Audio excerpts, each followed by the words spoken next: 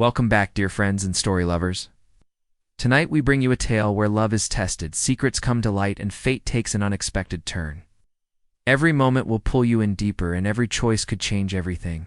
Tell us where you're watching from in the comments, and if this story touches your heart, like, subscribe, share it with someone who believes in true love, and hit the bell so you never miss the next chapter. The rain hammered against the warehouse windows like bullets, each drop exploding into fractured light across the concrete floor. Maya Chen pressed her back against the cold metal door, her breath coming in sharp bursts that clouded the frigid air. Blood stained her white shirt, dark and spreading, but it wasn't hers. The body lay 20 feet away, sprawled between shipping containers like discarded cargo. She could still smell the gunpowder, still hear the echo of the single shot that had changed everything. Her hands trembled as she pulled out her phone, the screen's glow illuminating the tears streaking down her face. 3 missed calls from the same number, the number she'd been running from for 2 years. "You can't hide forever, Maya," the voice cut through the storm like a blade. She spun toward the sound, her heart slamming against her ribs. A figure emerged from the shadows between the containers, moving with the predatory grace of someone who'd spent years hunting. Dante Moreau stepped into the pale light filtering through the grimy windows.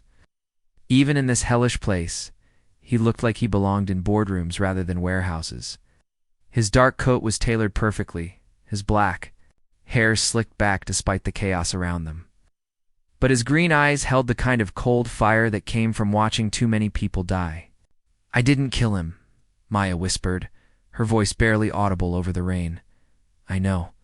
Dante's voice was soft, almost gentle, which somehow made him more terrifying. "But they'll never believe that. Not with your history." Now Maya's fingers tightened.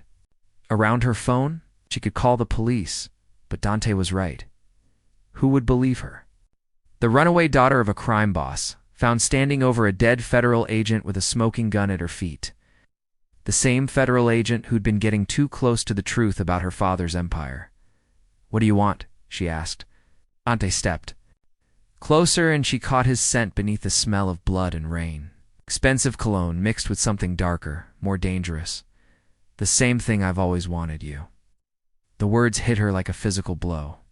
2 years ago, she'd been promised to him in a deal that would unite their family's territories. 2 years ago, she'd run rather than become a prize in someone else's war. "That deal died when I left," she said. "Did it?" Dante pulled something from his coat, a photograph creased and worn from handling. It showed Maya at 18, laughing at something outside the frame, her dark hair catching sunlight like silk. "I've been carrying this for 2 years. Waiting.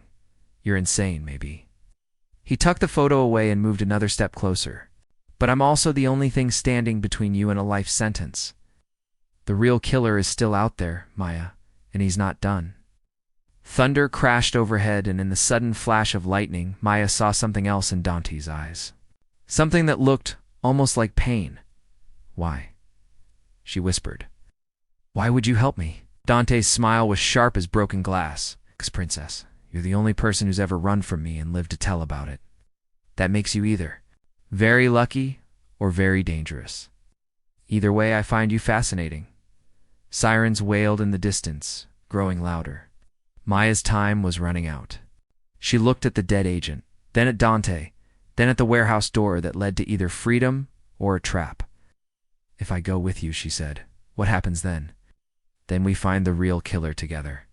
And maybe, if we're both very lucky, we survive." "What's coming?" The sirens were close now, close enough that Maya could see red and blue light beginning to strobe through the rain-streaked windows. "Choose Maya," Dante said, extending his hand toward her. "Trust me, or trust the system that's already decided you're guilty?" Maya's hand found Dante's just as the warehouse door exploded inward. Police flooded through like a dark tide, their flashlights cutting through the gloom as she and Dante melted through a hidden exit he seemed to know existed. The rain swallowed their footsteps as they ran through narrow alleys that smelled of garbage and desperation. 20 minutes later, they stood in the marble foyer of a penthouse that overlooked the city like a throne room. The contrast was jarring. Maya still had blood under her fingernails, but around her stretched luxury that most people only saw in magazines. Floor-to-ceiling windows revealed the storm raging over the city lights below. "Welcome to one of my safe houses," Dante said, shrugging out of his coat. Underneath, his white shirt was pristine, as if he hadn't just helped a suspected murderer escape a crime scene. Maya wrapped her arms around herself. "How many do you have?" "Enough." He moved to a bar cart in the corner and poured 2 glasses. "Of something amber, you're shivering." "I'm not cold." She was. Cold and terrified and trying not to think about how Dante's hand had felt in hers. Warm, steady, safe. Which was impossible because nothing about him was safe. He handed her the glass. Their fingers brushed, and Maya felt electricity shoot up her arm. She jerked back, spilling whiskey on the white marble floor. "Careful," Dante murmured. "That's 30-year-old scotch." "I don't care about your expensive liquor." Maya set the glass down with shaking hands. "I need to call someone. A lawyer, maybe, or what?" "Your father?" Dante's voice went cold.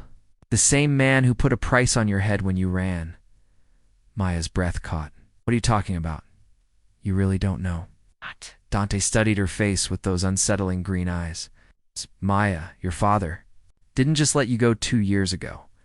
He's been hunting you. The engagement between our families wasn't broken when you left. It was transferred. Transferred to who? Your sister?" The words hit Maya like a sledgehammer. Elena. Sweet, innocent Elena, who'd been only 16 when Maya fled. Elena who'd written her letters begging her to come home. Letters that had stopped arriving 6 months ago. "You're lying," Maya whispered. Dante pulled out his phone and showed her a photograph. Elena, in a wedding dress, standing next to a man Maya didn't recognize, but she recognized the fear in her sister's eyes. "Your replacement was younger, more controllable," Dante continued, "but apparently not as interesting to your father's business. Partners. They want the original deal. They want you." Maya sank into a leather chair that probably cost more than most people's cars. "Elena. Oh God, what did they do to Elena?" "Nothing yet. But that could change." Dante sat across from her, close enough that she could see the flecks of gold in his green eyes. "Especially if you're convicted of murdering a federal agent." "I didn't kill him." "I know, but someone wanted it to look like you did." Dante leaned forward. "The question is who? Who benefits from you being out of the picture?" Maya's mind raced. She'd been careful for 2 years, staying off the grid, using fake identities, never staying in one place too long. But somehow, someone had found her. Someone had lured her to that warehouse with a message claiming to have information about Elena's safety. "How do I know you're not the one setting me up?" she asked suddenly. Dante smiled, but there was no humor in it. "Because, darling, if I wanted you dead or imprisoned, there are much simpler ways to accomplish that. Ways that don't involve me. Becoming an accessory to helping you escape. And what do you really want? I told you. You." He reached out and touched her face, his thumb brushing away a smudge of something dark from her cheek. Blood or dirt, she couldn't tell which. "More than that, I want the person who's trying to destroy both our families. Both our families. The dead agent wasn't just investigating your father, Maya. He was investigating mine too. This setup, this frame job, it's bigger than just getting you out of the way. Someone wants a war between the Chen and Moreau organizations. Someone who benefits from chaos." Thunder rolled across the sky, and Maya realized the storm outside was nothing compared to the one brewing around them. She looked at Dante's hand, still touching her face, and knew she should pull away. Knew she should run again, like she had 2 years ago. Instead, she found herself leaning into his touch. "If we do this," she said quietly, "if we work together, to find the real killer, what happens afterward? Afterward, you're free to leave again. No obligations, no deals." His voice was soft, but there was something else underneath it.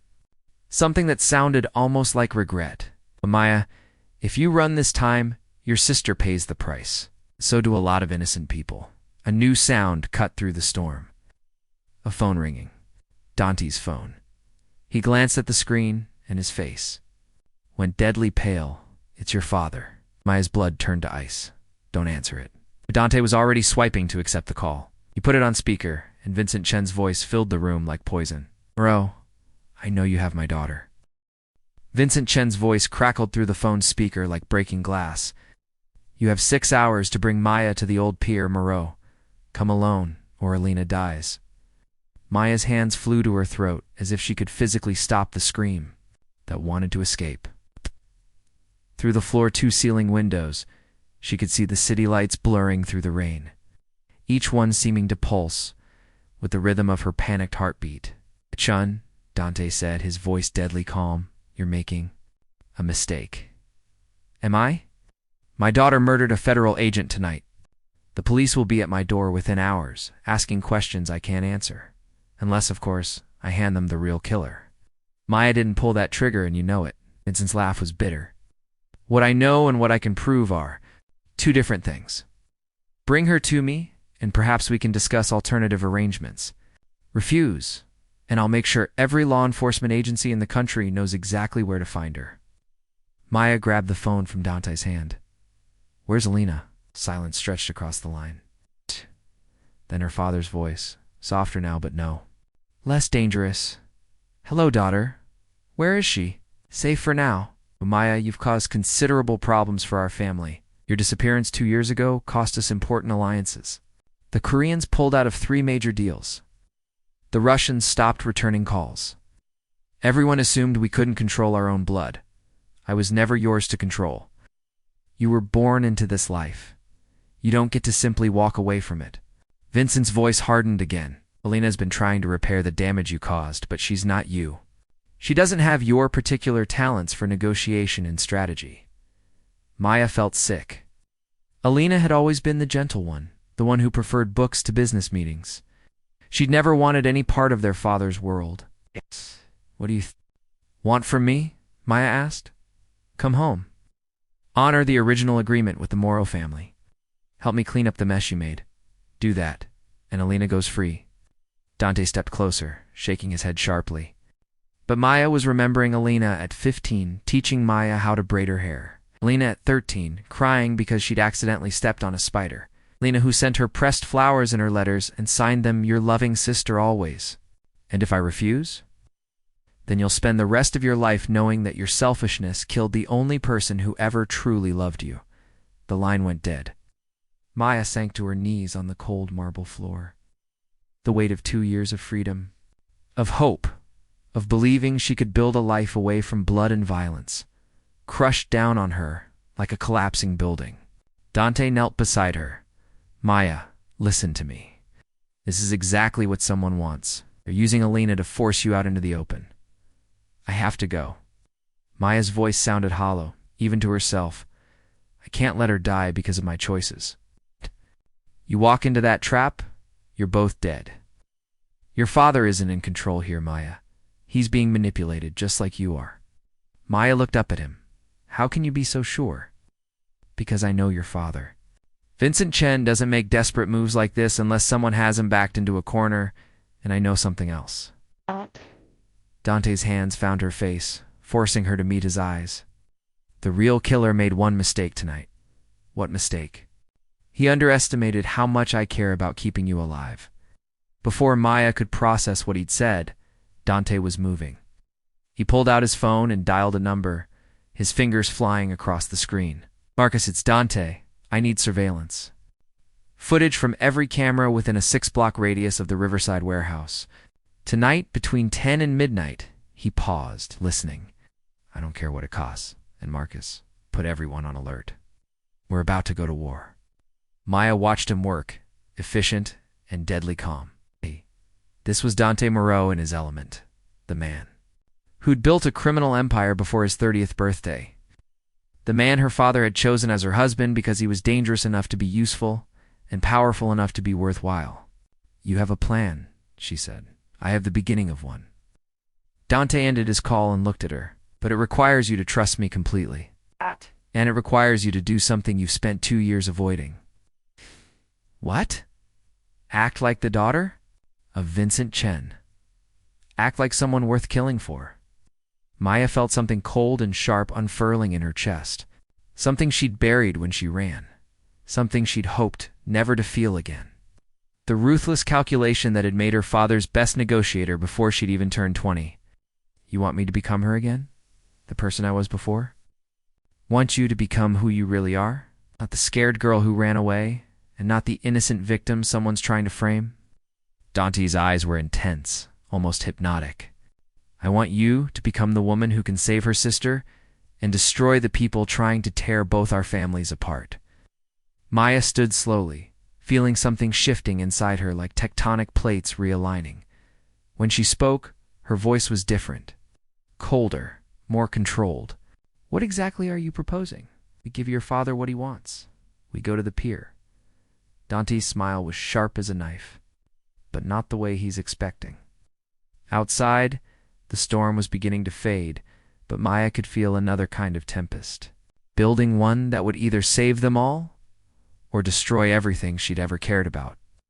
There's something you should know, she said quietly, about why I really ran 2 years ago. Dante went very still. What? It wasn't just because I didn't want to marry you. Maya met his eyes and saw her own darkness reflected there. It was because I did. The old pier jutted into the black water like a broken finger, its weathered planks slick with rain and decades of salt spray. Maya stood at the end of it, her hands zip-tied behind her back, playing the part of a captured daughter being delivered to her father's justice. The wire hidden in her collar was so small it felt like nothing more than a guilty conscience. You look convincing, Dante murmured, close enough that his breath warmed her ear. To anyone watching, he was her captor, his gun pressed against her spine. In reality, the weapon wasn't loaded, and his free hand was ready to cut her restraints the moment things went wrong. I should. I've had plenty of practice lying to my father. Maya scanned the fog-shrouded pier. Vincent Chin's men were positioned exactly where she'd expected them to be, but something felt off. Too many shadows. Too many places for other people. To hide? Do you see Elena? Dante asked quietly. Maya's heart clenched. There, emerging from the fog like a ghost, was her sister. Elena looked impossibly fragile, flanked by 2 of their father's bodyguards.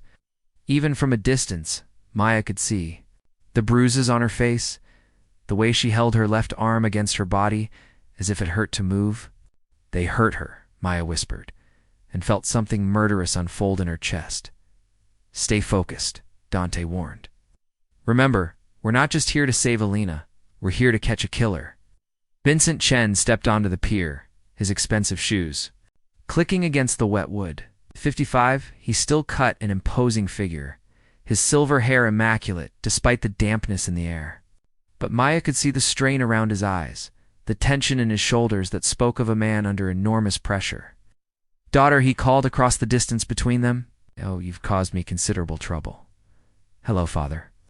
Maya kept her voice steady, neutral. I see you're still using Elena to clean up your messes.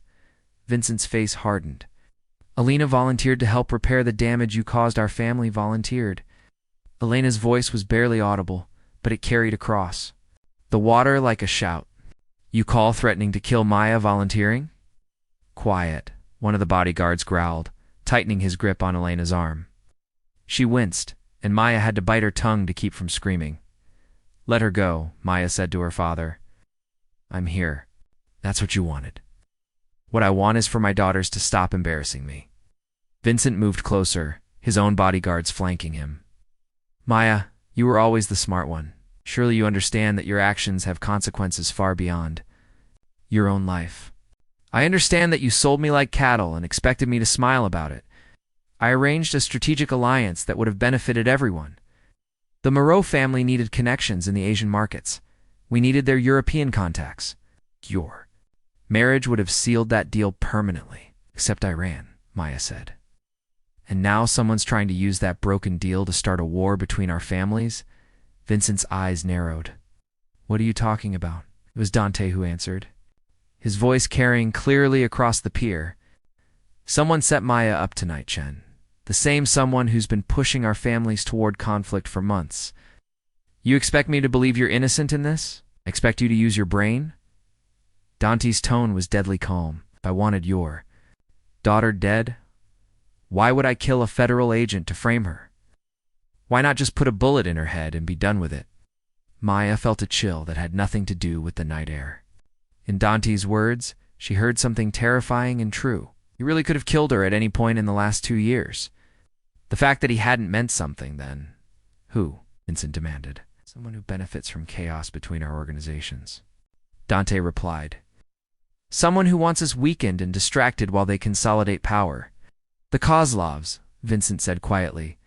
Maya's blood turned to ice. The Kozlovs were a Russian syndicate that had been trying to muscle into both families' territories for years. If they succeeded in starting a war between the Chuns and Moroeos, Alina Maya called to her sister. When they took you, who gave the orders? Alina looked confused. Father's men came for me. They said you were in trouble, that I needed to come with them for my own safety. Which men? Vincent's voice was sharp now. Dangerous. Petrov and Volkov. I watched her father's face go white. Petrov and Volkov weren't Vincent Chen's men. They were Kozlov enforcers who'd been infiltrating both organizations for months. Father, Maya said urgently, Elena's not with your bodyguards. She's with theirs. Everything happened at once. Vincent spun toward Alina, shouting orders. Cut Maya's restraints with a hidden knife. Gunfire erupted from positions around the pier that had been invisible moments before. But as Maya dove for cover behind a concrete piling, she saw something that stopped her heart. Dante wasn't taking cover. He was standing in the open, his gun trained not on the Kozlov soldiers, but on Vincent Chen. Dante, she screamed over the gunfire, what are you doing? He looked at her then, and his face was full of a pain so deep, it seemed to come from his soul. Sorry, Maya. God, I'm so sorry. You're working with them, she whispered, the truth hitting her like a physical blow. You're working with the Kozlovs, not working with them, working for them. Dante's gun didn't waver. For 2 years, Maya. 2 years they've had Alina, and they've been using her to control me. Every move I made, every decision I took, it was all to keep your sister alive. Maya felt the world spinning around her. The warehouse tonight. You set me up. I led you there, yes. But I didn't know they were going to kill the agent. I thought it was just going to be a meeting, a negotiation. Tears were streaming down Dante's face now. When I saw the body, when I realized what they'd done, I knew I had to get you out of there so you could bring me here to die, so I could try to save you both. Dante's voice broke. But they lied to me, Maya. Elena's not the only leverage they have. But a new figure emerged from the fog. A woman with platinum blonde hair and cold blue eyes. Katerina Kozlova, the most dangerous person in a family full of killers. Hello, Maya, Katerina said pleasantly.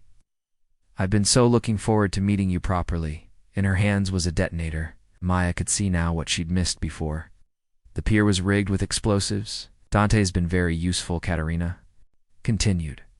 But his usefulness has come to an end, as has yours. Maya's mind raced as she calculated distances, angles, possibilities. The pier stretched 50 yards into the harbor. Katerina stood at the midpoint with her detonator, surrounded by 6 armed guards. Lena was 20 yards away, still flanked by the fake bodyguards. Dante was 10 feet from Maya, his gun trained on her father, but his eyes full of desperate apology. You want to know the beautiful thing about explosives? Katerina said conversationally. They don't discriminate. Rich or poor, powerful or weak, everyone dies the same way when their world goes up in flames. What do you want? Vincent Chen's. The voice was steady, but Maya could see his hand shaking. What we've always wanted. Your territories, your contacts, your business relationships. With both the Chen and Moro families destroyed, the Kozlovs become the dominant force on the East Coast. Katerina smiled. Your deaths will be blamed on a family feud gone wrong. Very tragic, very final. Caught Elena's eye across the pier. Her sister's face was streaked with tears, but there was something else there now. A flicker of the intelligence that ran in the Chen family bloodline. Alina wasn't just crying. She was thinking. There's one thing you didn't account for, Maya said loudly. Katerina's attention snapped to her. Oh, and what's that? The recording. Maya touched her collar where the wire was hidden. Every word you just said is being transmitted to FBI surveillance teams positioned around this pier. They've been tracking the Kozlov organization's activities for months. It was a bluff, but a good one. Maya watched Katerina's face tighten with uncertainty. You're lying. Am I? Agent Harrison wasn't just investigating my father's operations. He was investigating yours. That's why you killed him. But what you didn't know is that he wasn't working alone. Katerina's finger moved toward the detonator trigger. It doesn't matter. You'll all be dead before any reinforcements arrive. But Alina was already moving. 2 years of living in fear had taught Vincent Chun's younger daughter some hard lessons about survival. She drove her elbow backward into her guard's solar plexus, grabbed his gun as he doubled over, put 3 bullets into the man holding her other arm before anyone could react. The pier erupted into chaos. Dante spun and emptied his clip into 2 of Katerina's guards. Vincent's real bodyguards, who'd been hidden in the fog, opened fire from concealed positions. Maya rolled behind cover and came up with a gun she'd taken from one of the fallen men. Through the gunfire and shouting, Maya saw Katerina raising the detonator. There was no hesitation, no dramatic countdown, just cold efficiency. Maya didn't think. She ran straight at Katerina. Straight into the line of fire from both sides. The detonator flew from Katerina's hands as Maya tackled her, both women crashing hard against the pier's wooden planks. Maya felt something sharp tear across her ribs, heard Katerina grunt as they rolled perilously close to the pier's edge. You stupid girl, Katerina snarled, her hands finding Maya's throat. You think you can save them all? Maya drove her knee upward, felt Katerina's grip loosen, and scrambled toward the detonator. Her fingers closed around it just as Katerina's boot connected with her skull. Stars exploded across Maya's vision. She rolled away from another kick, clutching the detonator against her chest, and found herself looking directly into Dante's eyes. He was on his knees 15 feet away, blood spreading across his white shirt from a wound in his shoulder. Signal, he called to her. Maya, the signal has a range of 50 yards. Get off the pier, not without Alina. Maya, go. But Maya was already moving, not away from the pier but toward her sister. Alina was trying to drag their father to safety. Vincent Chen's leg twisted at an unnatural angle from a fall during the firefight. Alina, Maya shouted. Leave him. We have to go. I won't abandon him. You won't save him by dying here. Alina looked up at her, and Maya saw her own stubborn determination reflected in her sister's eyes. Then help me. Together. They hauled Vincent to his feet. He was conscious, but barely, his face gray with pain and blood loss. Behind them, Maya could hear Katerina screaming orders in Russian, could hear the sharp crack of gunfire as the surviving Kozlov soldiers tried to re-establish control. They were 20 yards from the piers, and when Maya heard the distinctive whine of police sirens cutting through the night air, her bluff hadn't been a bluff after all. Either Dante had arranged backup, or someone else had been monitoring the situation. Faster, Maya urged, but she knew they weren't going to make it. Vincent was dead weight between them, and Katerina was back on her feet with a gun in her hand. That's when Dante appeared beside them, his wounded shoulder forgotten. Without a word, he scooped Vincent into his arms and ran, leaving Maya and Alina to sprint behind him toward safety. They reached the pier's end just as the first police cars arrived, their headlights cutting through the fog like searchlights. Maya looked back and saw Katerina raising her backup detonator. Everyone down, Maya screamed. The explosion lit up the harbor like a miniature sun.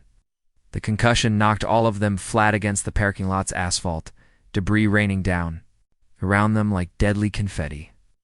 When Maya's ears stopped ringing, she realized she was lying half on top of Dante, her body shielding him from the falling wreckage. He was looking up at her with those green eyes. There was something in them she'd never seen before. Peace, maybe. Or resignation, Maya, he whispered. Don't talk. Ah! The paramedics are coming. Maya, listen to me. The recording in your collar, it captured everything. Katerina's confession, the whole plan. Your father will be cleared, and so will you. I said, don't talk. But Dante reached up and touched her face with fingers that were growing cold. I need you to know. Everything I did, every lie I told, it was to keep you and Alina alive. The Kozlovs had photos of Alina being tortured, videos. They said if I didn't cooperate, I know. Maya felt tears she hadn't known she was crying drip onto his face. I know why you did it. Do you forgive me? Maya looked into his eyes and saw not the dangerous criminal who'd helped her escape. Not the man who'd betrayed her to save her sister, but the person who'd carried her photograph for 2 years while she was gone. The person who'd risked everything, including his own life, to keep her family whole. Dante Moreau, she whispered, I've been in love with you since I was 18 years old. That's why I ran. Not because I didn't want to marry you, but because I was terrified that what I felt for you would destroy everything I thought I was. His smile was soft, almost wondering. And I've been waiting 2 years for you to come home. Paramedics arrived then, professional and efficient, separating them with gentle but firm hands. Maya watched as they worked on Dante's shoulder wound on her father's injuries, checking Alina for signs of serious trauma. The pier behind them was gone, reduced to floating debris and twisted metal. Detective Sarah Martinez approached Maya as she sat on the back of an ambulance, a blanket wrapped around her shoulders. Miss Chen, I'm going to need a full statement, but I want you to know that the recording device you were wearing captured everything. Katerina Kozlova's body was found in the wreckage, along with several of her associates. The case against you has been dropped. Maya nodded absently. She was watching Dante argue with a paramedic who was trying to convince him to go to the hospital. Even wounded and exhausted, he was stubborn as hell. There's something else, Detective Martinez continued. The federal task force has been building a case against the Kozlov organization for 18 months. Your cooperation tonight will help us dismantle the rest of their operation. And my family? Your father will face some charges related to his legitimate business activities, but nothing that will put him away for life, especially given his cooperation tonight. The detective paused. Miss Chen, you have a choice to make. You could disappear again, start over somewhere new. Federal government would be willing to help with that. Maya looked at Alina, who was holding their father's hand as paramedics prepared to transport him to the hospital. Looked at Dante, who had finally stopped arguing and was letting them load him into an ambulance. Looked at the city's skyline, where she'd grown up, where she'd learned to navigate the dangerous waters of power and family and love. Or, she asked, or you could stay. Help us make sure this kind of thing doesn't happen again. Use what you know about these organizations to help law enforcement build better cases, protect more innocent people. Maya stood up, letting the blanket fall from her shoulders. Detective Martinez, I think you should know something. I'm not the same person who ran away 2 years ago. I'm not the same person who was brought to that pier tonight as a victim. What are you saying? Maya walked toward Dante's ambulance. The paramedics were about to close the doors, but she stopped them with a look that brooked no argument. I'm saying that maybe it's time the good guys had someone who understands how the bad guys think. She climbed into the ambulance and took Dante's hand in hers. Someone who knows their secrets because she grew up with them. Someone who can anticipate their moves because she's made the same ones. Dante squeezed her fingers weakly. Maya, what are you planning? She leaned down and kissed him, tasting salt and copper and the promise of a future neither of them had dared to imagine. She pulled back. His eyes were bright with something that looked like hope. I'm planning to marry you, she said simply, and then we're going to change everything. 6 months later, Maya Chen Moreau sat in a federal courthouse, her testimony helping to convict the last of the Kozlov organization's leadership. Alina was in the gallery behind her, healthy and strong, studying international law with the fierce determination of someone who'd survived hell and decided to fight back. Vincent Chen had pled guilty to racketeering charges and received a reduced sentence in exchange for his cooperation. He would serve 5 years, but he would serve them knowing his daughters were safe and building something better than what he'd left behind. And Dante sat beside Maya at the prosecution table, his shoulder fully healed, his expensive suits traded for the more modest attire of a federal consultant. Together, they'd created a new kind of partnership, one built not on territory or power, but on the radical idea that love could be stronger than violence. After the verdict was read, After the reporters had gotten their sound bites and the lawyers had packed their briefcases, Maya and Dante walked out of the courthouse hand in hand into the late afternoon sunlight. "Any regrets?" Dante asked as they stood on the courthouse steps. Maya looked back at the building where they'd just helped put some of the most dangerous people in the world behind bars. Looked at the wedding ring on her finger, simple white gold that caught the light like a promise. Looked at the man beside her, who'd loved her enough to betray everything he'd ever known to keep her safe. "Only one," she said. "What's that?" "That it took us so long to figure out that sometimes the most dangerous thing you can do is choose love over fear." Dante kissed her then, right there on the courthouse steps with the whole world watching. And when they broke apart, Maya realized that for the first time in her life, she wasn't running from anything. She was running toward everything. The end.